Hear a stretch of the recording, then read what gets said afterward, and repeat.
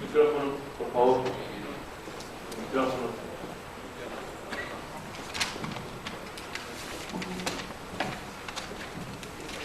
Por favor, señora.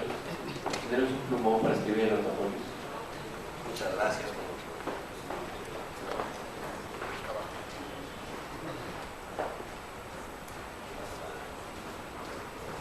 ¿No? ¿Se escucha ahora? Ahora. Es arriba cerca del foco. Hay un botoncito chiquitito hacia arriba, hay que mover. Aquí está, pero no, así es. Muchas gracias por la invitación. Espero no aburrirlos con este tema poco árido en la materia fiscal. Pero yo antes de entrar en la materia fiscal, yo soy muy inquieto, no me gusta estar sentado para poder explicar esto. Me gustaría hacer un poco de conciencia. ¿Valdrá la pena audizarnos? Pero para los nuevos financiamientos, pues no cabe duda que sí, pero para una reestructuración, yo creo que una reestructuración en Moody's solamente va a valer la pena si me reestructuro en toda mi organización, si me reestructuro administrativamente, si hago un plan de productividad en mi empresa o en mi persona física, si estoy dispuesto al cambio, porque no voy a hacer que me reestructure Moody's y que después de 7 o 12 años de haber tenido plazo de gracia y no haya pagado ninguna UDI más que el interés real, me dé cuenta que no puedo pagar las UDI. Y entonces que mis bienes, mi propiedad, va a pasar a ser parte de mi acreedor y que el empresario o la persona va a tenerse que ir a capacitar a Reno, al recursorio menor.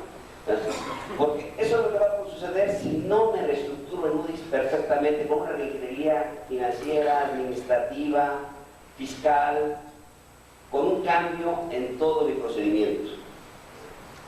Vamos a ver un pequeño ejemplo. Aquí me gustaría, no sé si ahí se va a ver el rotafolio, para entender un poco el cambio fiscal, no sé si se ve ahí. ¿Qué pasa con la tasa de interés?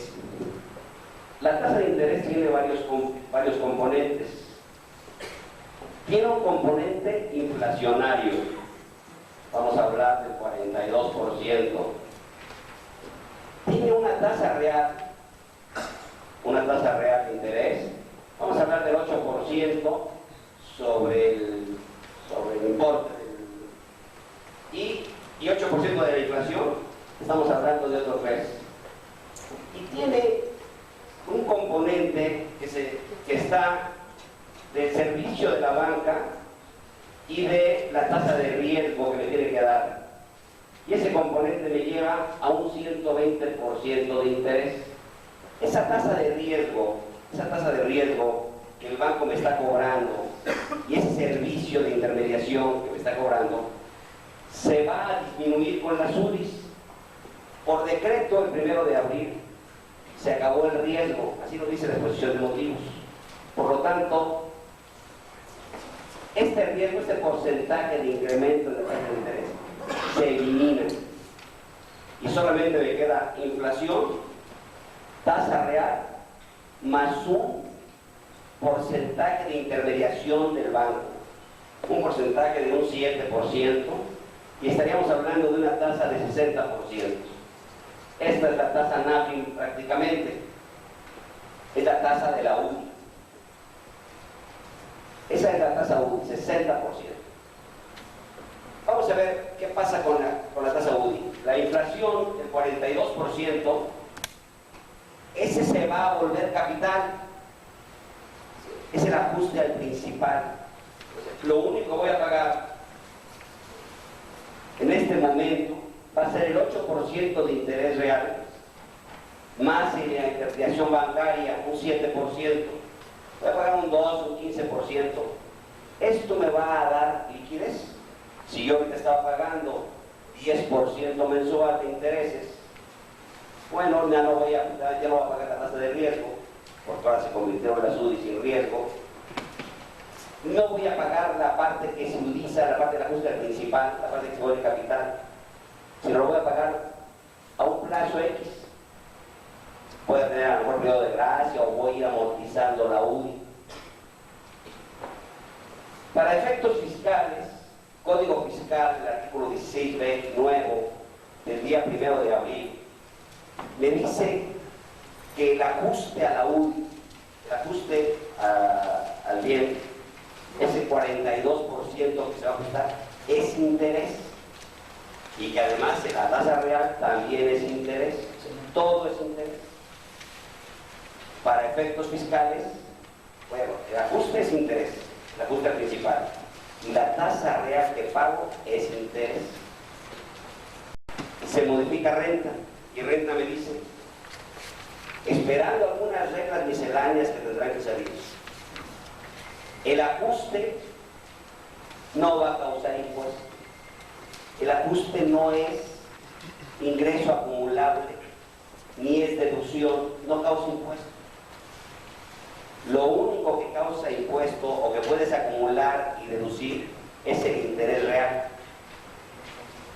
el ajuste.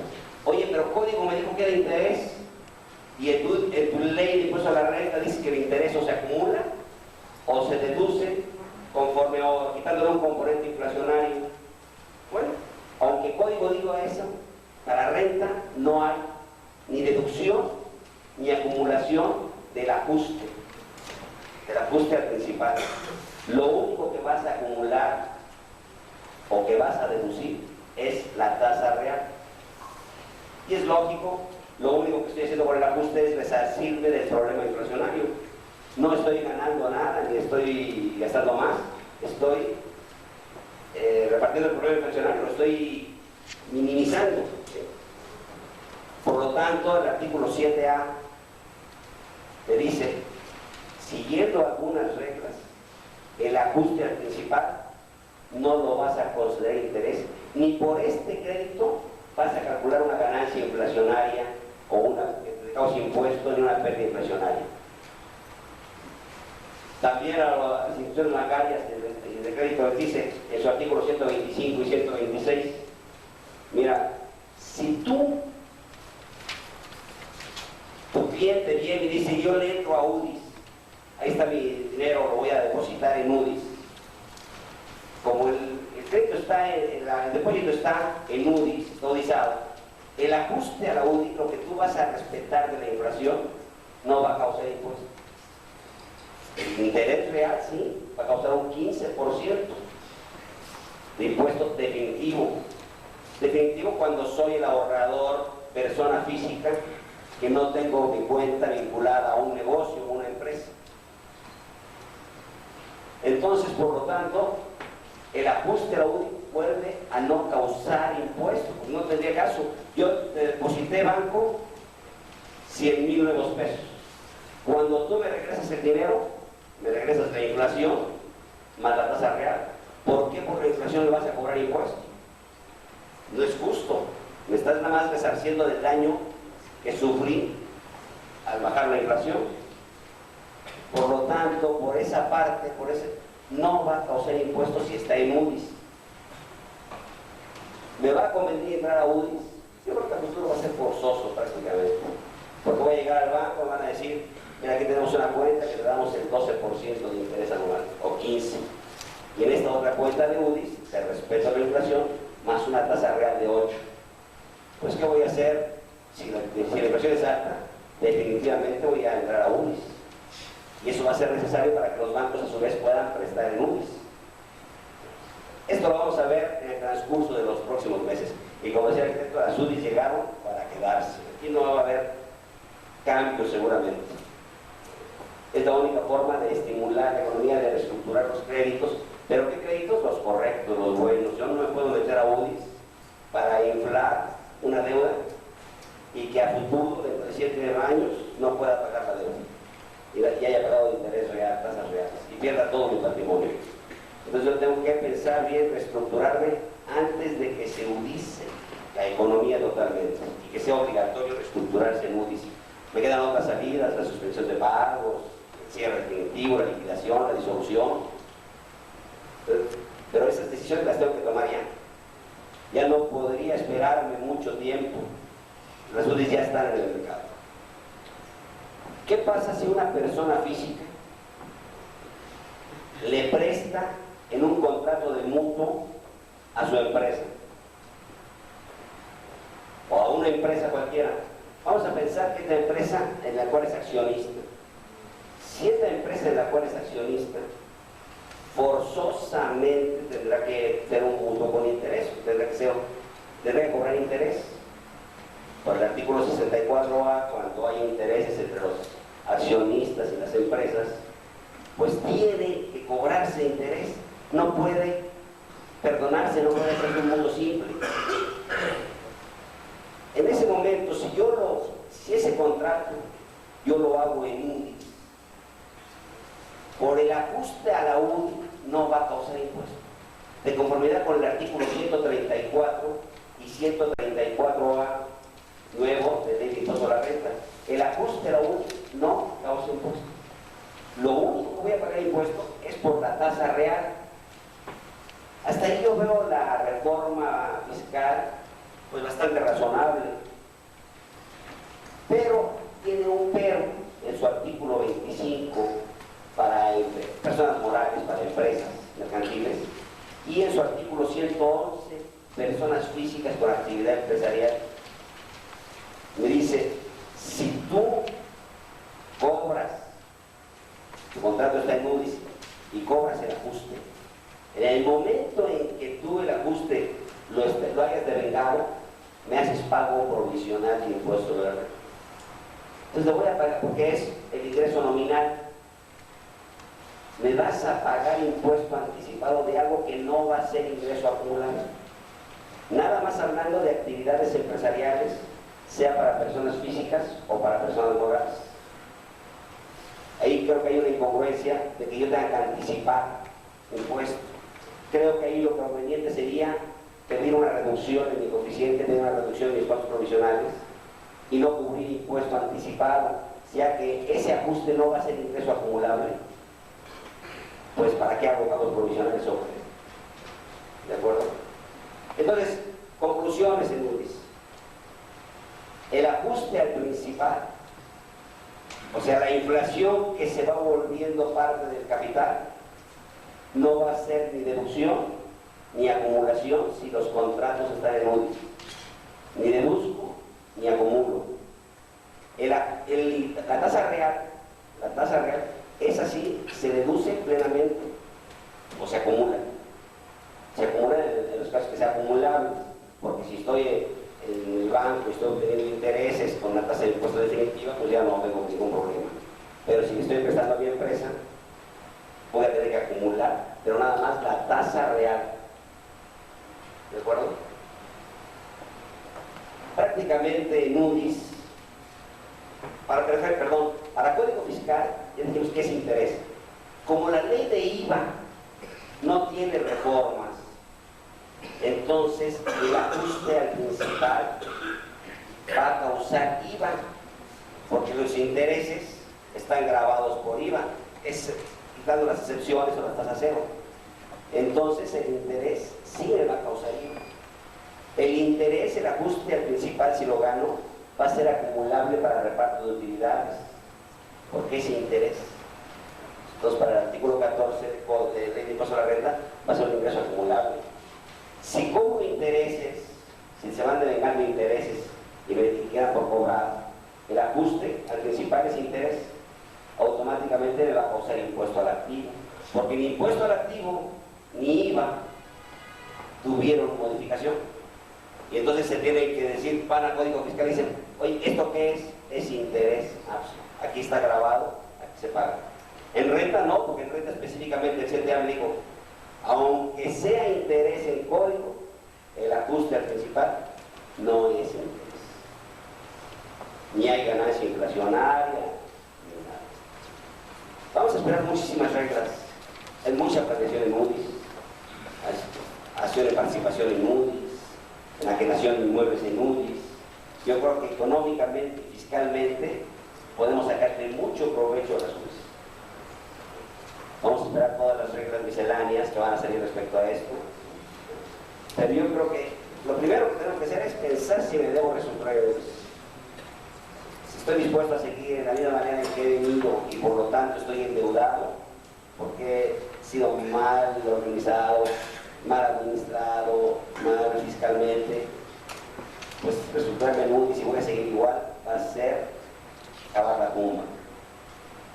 Si estoy dispuesto a la reestructura global, a un plan de productividad en mis empresas, en mi notaría, pero no pagar los sueldos utilizados, sino sobre un plan de productividad totalmente implementado, entonces sí me va a convenir meterme a la UNI, porque me va a dar liquidez, y si esa liquidez la puedo aprovechar en inversión productiva, fácilmente, si la liquidez me va a dar más que la inflación, pues voy a poder amortizar las subes en el periodo de tiempo. Dudas en esto, yo creo que quisiera ser breve porque sé que tienen dos temas más. ¿Alguna duda, alguna aclaración de la reforma regional? Nada. Sí. Nada más para concluir, el IVA sí es gravable el ajuste. En IVA es grabado el ajuste porque es interés. Cuando el interés está grabado en IVA, si el interés tiene tasa cero o está exento, tampoco el ajuste tendrá grabado no la IVA. Sí. ¿Qué va a ocurrir cuando haya operaciones de compraventa en que el enajenante sea persona radicada en el extranjero y se maneje el precio en unidades de inversión? El artículo 154 de ley de impuesto a la renta también me dice que la UDI es interés. Allí la UDI sí es interés y voy a tener que retener en el ajuste. Los contratos de compraventa mercantil que se hagan ante notario público, utilizados en UDIs, pues tendrán que pasarse en ese momento, si el que enajena es una persona física, pues lo tendré que pasar a nuevos pesos para hacer la retención de impuestos. Y ya el ajuste a las UDIs será un problema entre el enajenante y el adquirente, cuando estamos hablando, sobre todo para el IVA. Pero respecto a la retención que efectúa el notario, Nada más la voy a hacer al valor de la UDI en el momento. Ahorita la UDI vale hoy 1.102434. Eso vale la UDI hoy. El día 4 de abril valía un peso, un nuevo peso. Hoy ya vale 1.102434 y sé el valor de la UDI hasta el día 25 de mayo. Eso se ve publicado el 10 de mayo. Entonces, si ahorita hago una operación en UDI, pues tendré que ver su tipo de cambio hoy, 1.102434, y sobre eso hacer la retención del impuesto. ¿Alguna? Creo que van a ver algo de código financiero, nada más si quisiera, no sé si van a ver esto que es importante. El código financiero de DF. Si yo soy una persona física o persona moral que tiene inmuebles en el DF y que metí una suspensión de operaciones ante la Secretaría de Hacienda y Crédito Público, pero el inmueble lo estoy dando en comodato, estoy obligado a dictaminar el ejercicio de 1995 para efectos de impuestos del Departamento del DF, predial, agua, en fin. Entonces, sí que tengan mucho cuidado en esto. Si metí una suspensión de operaciones, pero el inmueble lo estoy dando en comodato, obligado a dictaminar para efectos de impuestos locales. Esto está en su código financiero del DF y van a ver algunas modificaciones. ¿Alguna otra duda, alguna pregunta? Entonces yo les agradezco mucho, quise hacer esto lo más rápido posible porque ya...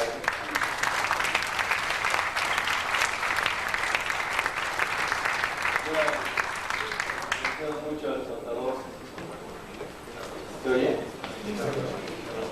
Gracias mucho al contador Juan de Arana que hay esta exposición.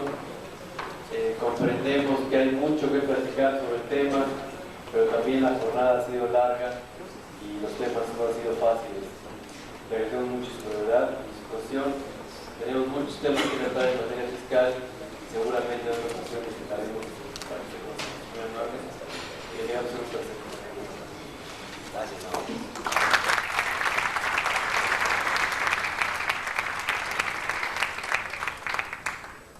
Carlos Prieto está por aquí y nos va a comentar brevemente las modificaciones al Código Financiero, aunque ya corrió o no nos corrió.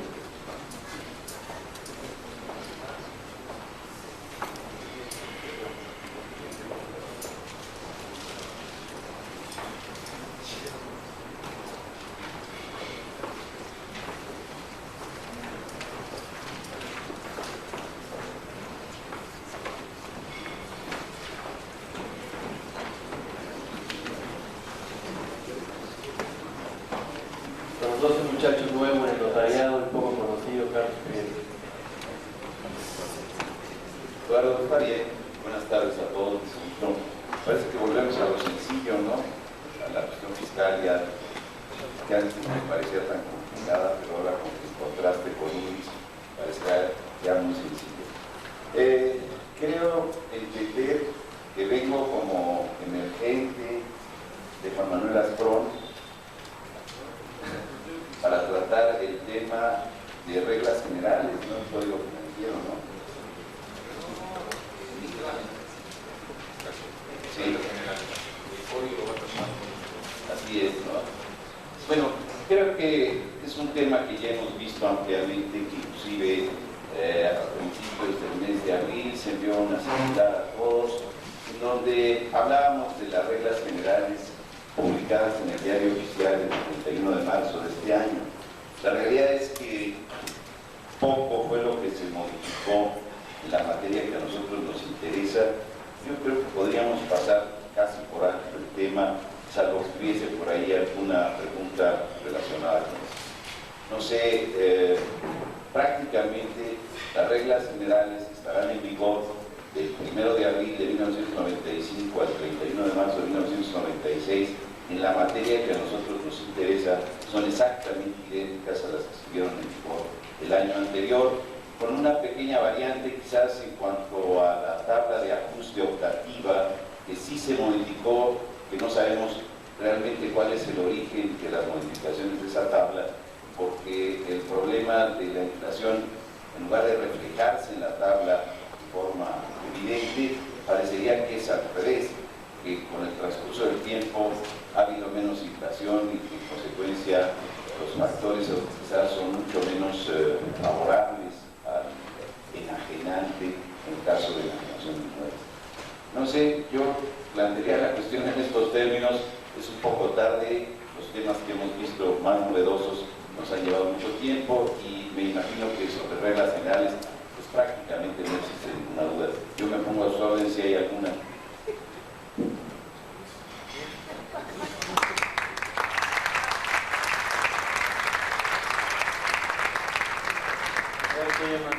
Adelante. Es una forma muy moderna, muy utilizada de Carlos Prieto. Ya saben ustedes cómo hacerle dar cualquier conferencia de ahora en adelante. Doña Marcela dice que buenas tardes, ¿qué hace? Bien, buenas tardes. Quiero comenzar a tratar con ustedes las reformas de nuestro Código Financiero y lo voy a hacer de manera cronológica. Lo primero que nos atañe a esa función notarial fue la publicación de las nuevas formas para el pago de impuestos de inmuebles, que fue publicado el 27 de enero de 95. La publicación que se hizo en Diario Oficial fue para hacerlo con mayor difusión y realmente entrarían en vigor hasta que se publicara esto en la Gaceta del Distrito Federal, cosa que según la autoridad se hizo el día de ayer. Tanto las formas como las reformas al Código Financiero apenas se publicaron el día de ayer en la Gaceta del Distrito Federal. No sabemos.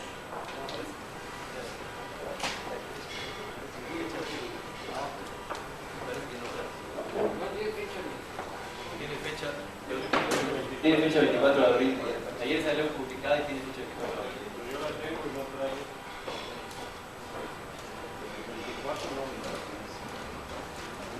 Bien. La siguiente reforma, que fue el Código Financiero del 31 de diciembre del 94, apareció publicado el 24 de abril del 95. Los artículos que nos atañen, nuestra función, insisto, son ya desde el artículo 30, que se refiere a la obligación de presentar y pagar las contribuciones en los formatos que se publiquen en la Gaceta Oficial. La variación que se nuestro formato son prácticamente tres, a mi parecer. Cambia el número 2 de la forma, ahora dice que ahí se podrá la simplificación de la caja. Los puntos 4 y 5 son renglones un poquito más anchos, con más espacio para poder escribir sin que aparezcan sobre líneas las letras, los textos de lo que seamos ahí, y los fundamentos legales de esta forma, que son el 30 y el 63 del Código Financiero. Estas formas están a la venta, son de color gris Pantone, las denominaciones vienen en un rojo Pantone y las pantallas un poquito más oscuras.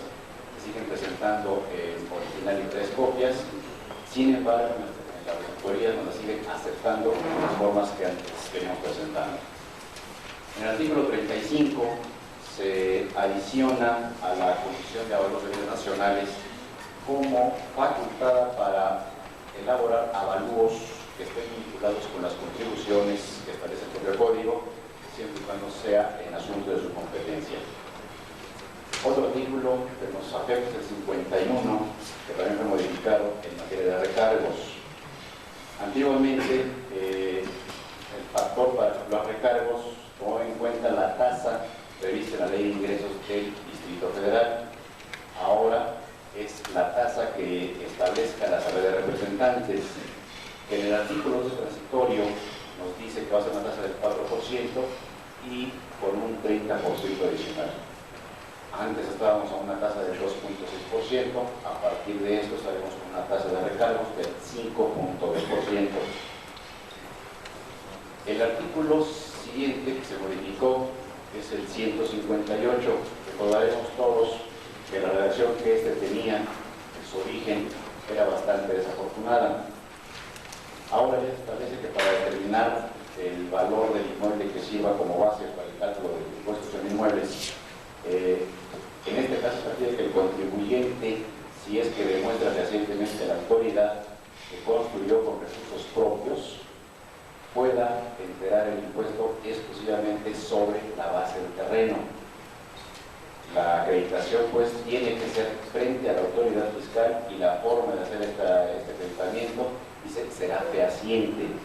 Ya se eliminó lo absurdo que era antes de exigir que el título estuviera escrito en el registro público de la propiedad.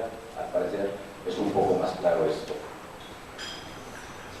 Lo que es quizá un galimatías y no sabemos cómo se aplicará, al menos yo tengo serias dudas, es el artículo 161, que se refiere a precisar las características del inmueble objeto de nuestra operación.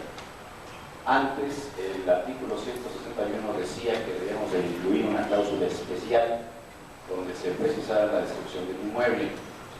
Hoy dice que deberá de formularse una manifestación que se va a agregar a la declaración del impuesto. La pregunta es si es un documento adicional o cómo se va a implementar esto. Mi opinión particular, y es opinión muy personal, es de que basta con hacer una manifestación en el cuerpo de nuestro instrumento de que las características del inmueble en su antigüedad, su superficie, el estado de conservación de las construcciones y de descripción son las que aparecen en nuestro avalúo, que tiene su anexo y que es el que acompañamos a la declaración del pago del impuesto. Existen por ahí criterios de un colega en cuanto a la elaboración de un documento denominado manifestación anexa del 161. Mi opinión particular es que no debe ser un documento adicional, sino que sería suficiente con el anexo que tengamos del avalúo, insisto, respaldado esto por una manifestación que se haga en el instrumento para poder cumplir con el 161. No considero que debiera de ser un documento adicional. En materia de derechos, que también es fundamental para nosotros, pues se reforman sustancialmente los artículos 213 a 231, la inteligencia de que las tarifas que habrá implicadas en esta reforma, solamente son aplicables para los meses de mayo y junio, según lo prevé el propio artículo segundo transitorio del decreto. El artículo sexto transitorio de este decreto nos da las tarifas que serán aplicables para los subsecuentes meses, cada 2 meses. A ustedes se les ha repartido en la papelería que se les entregó las tarifas que resultarán aplicables de aquí al mes de diciembre, que prácticamente tienen un incremento entre el 30 y el 35%. Finalmente, en el artículo 14 transitorio, se dice que el acuerdo publicado por el jefe del departamento del distrito, que fue el 6 de enero del 95, referente a reducciones y apoyos fiscales para el pago de contribuciones al Distrito Federal en favor de ciertos grupos de contribuyentes como pensionados, viudas o huérfanos pensionados, se va a mantener de idéntica forma sin que sufra ninguna actualización en estos conceptos. Realmente también quiero hacer como Carlos Prieto, muy breve. Todos conocen y han estudiado estas reformas. A mi parecer la más importante, la que más complejidad representaría, es la del 161, y mi propuesta es en ese sentido, de que no es menester ningún documento adicional, sino que bastaría con el anexo del avalúo y la manifestación hecha en el instrumento. Gracias.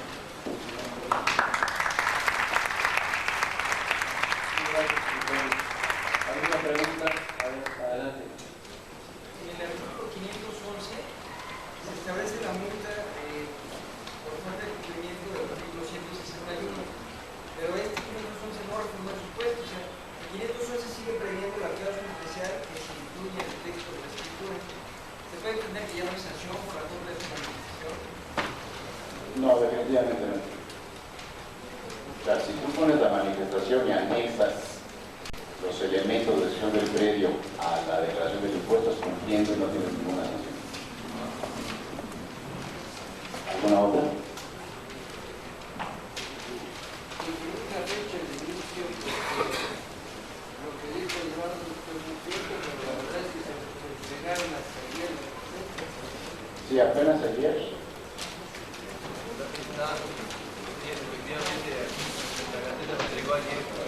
La Gaceta se entregó ayer, pero está publicada con fecha 24 de abril de 95.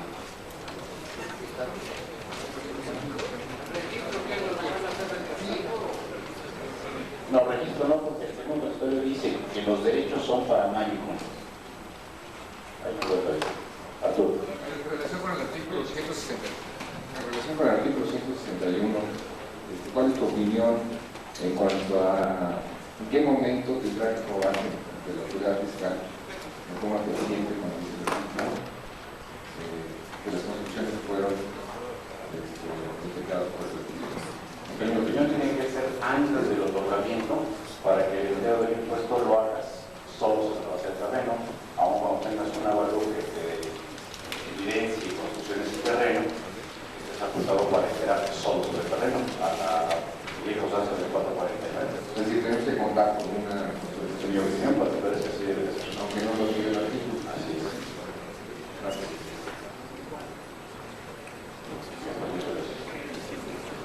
Bien, señores, muy amables. Les voy a decir ahora cuál va a ser la mecánica.